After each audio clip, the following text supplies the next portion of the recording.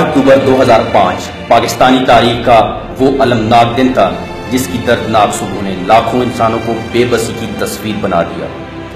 لاکھوں افراد لقمہ اجل بن گئے۔ ہزاروں خاندانوں پر یہ دن قیامت صغریٰ بن کر ٹوٹا۔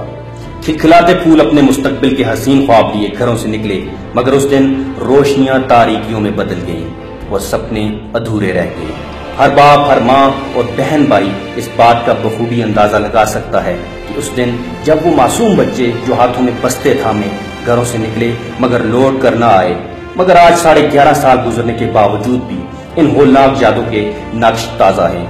3 مختلف حکومتیں بدل جانے کے باوجود متاثرہ علاقوں میں کوئی تبدیلی نہیں آ سکی ہے۔ متاثرہ علاقوں کے بیشتر سکول آج بھی تعمیر نہیں ہو سکے ہیں۔ اکتوبر 2005 کے زلزلے کے بعد جہاں پوری پاکستانی قوم نے یکجا ہو کر زلزلہ متاثرین کی مدد کرنے کی تاریخ رقم کی، وہیں پوری دنیا سے متاثرین کی بحالی کے لیے اربوں روپے کی امدادی رقوم بھی قومی خزانے میں جمع ہوئی، جن سے تباہ حال بستیوں کی جگہ کئی نئے شہر تعمیر ہو سکتے تھے۔ مگر مناسب انداز میں اس امداد کا استعمال نہ ہونے اور حکمراں طبقے کی کرپشن کی وجہ سے متاثرہ علاقے آج بھی وہی منظر پیش کر رہے ہیں جہاں زندگی کی بنیادی سہولتیں، صحت، تعلیم، پانی اور انفراسٹرکچر کی عدم تعمیر پر متاثرین زلزلہ سراپائے احتجاج ہیں۔ جہاں تک ایرا کے سکولز کا تعلق ہے، اس میں ایرا سے ہماری بات چیت چل رہی ہے اور انہوں نے آلموسٹ جو سکولز 50% جس پہ کام ہوا تھا اس میں کافی سکول تقریباً تکمیل اور کمپلیشن کی اس میں اسٹیج پہ پہنچ چکے ہیں۔ جن پہ 50% 40% سے کم کام ہوا تھا وہ سکول انہوں نے کیٹیگری 2 میں ڈالے تھے اور انشاءاللہ ابھی بھی اس کے لیے کچھ وہ فنڈنگ انہوں نے وہ کر لی ہے اور ہوپ فلی انشاءاللہ وہ بھی آئندہ 1 سال 2 میں انشاءاللہ وہ بھی کمپلیٹ۔ تعمیروں کے لیے بنائے جانے والے حکومتی ادارے ایرا پیرا کی کارکردگی کا یہ عالم ہے۔ زلزلہ کے دوران ہزارہ ڈویژن میں مجموعی طور پر 2925 سکول متاثر ہوئے، جن میں سے 1697 منصوبے مکمل ہو پائے ہیں، جبکہ 1228 سکول ابھی تک تعمیر نہیں ہو سکے ہیں۔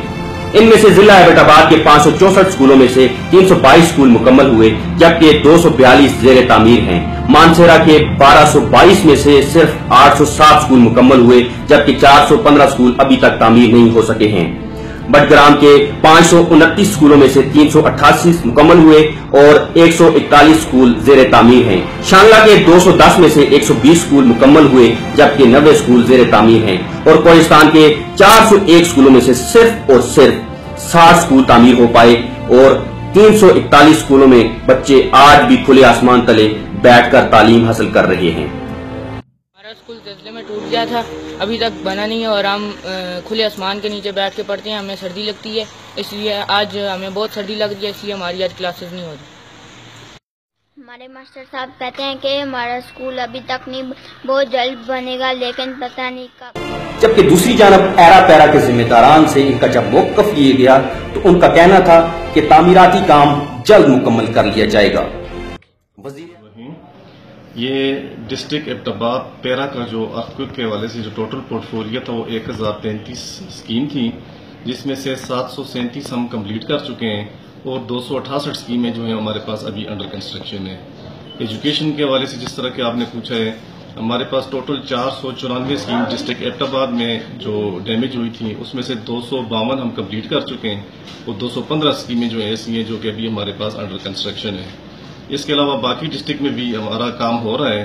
اور ایرا اور پیرا یعنی فل ان کی کوشش یہ ہے کہ جتنی جلدی ان اسکیموں کو کمپلیٹ کر سکیں، لیکن چونکہ فنڈنگ کے ایشو ہیں۔ وزیر اعظم پاکستان میاں محمد نواز شریف اپنی موجودہ حکومت سے قبل جب اپوزیشن میں تھے متاثرین زلزلہ کی بحالی کا مطالبہ کرتے دکھائی دیے، مگر جب وفاق میں ان کی حکومت آئی تو انہوں نے اپنی حکومت کے قیام کے بعد ہزارہ ڈویژن میں اپنے پہلے جلسہ میں 29 نومبر 2014 کو حویلیاں کے مقام پر ایک بڑے عوامی اجتماع کے دوران ہزارہ کے زلزلہ سے متاثرہ سکولوں سمیت 1000 زیر تعمیر سکولوں کی فوری تعمیر کا اعلان بھی کیا، مگر وہ اعلان بھی محض جلسے کے اعلان تک ہی محدود رہا۔ خیبر پختونخوا میں تحریک انصاف کی حکومت نے تعلیم اور صحت کے شعبے کو اپنی ترجیحات قرار دیتے ہوئے صوبے میں تعلیمی ایمرجنسی نافذ کرتے ہوئے اس بات کا دعویٰ کیا تھا کہ وہ صوبے میں تعلیمی شعبے میں نمایاں تبدیلیاں لے کر آئیں گے، مگر اس کے باوجود صوبائی حکومت کا یہ اعلان بھی متاثرہ علاقوں کے بچوں کی خوابوں کی تعبیر نہ بن سکا۔ ہزارہ میں زلزلہ سے متاثرہ علاقوں میں اسکولوں کی بڑی تعداد کی ادھوری تعمیر کی وجہ سے ننھے بچے گرمی سردی کے موسم میں کھلے آسمان تلے تعلیم حاصل کرنے پر مجبور ہیں، مگر حکومتی دعوے صرف جلسوں اور تقریروں کی حد تک ہی نظر آتے ہیں۔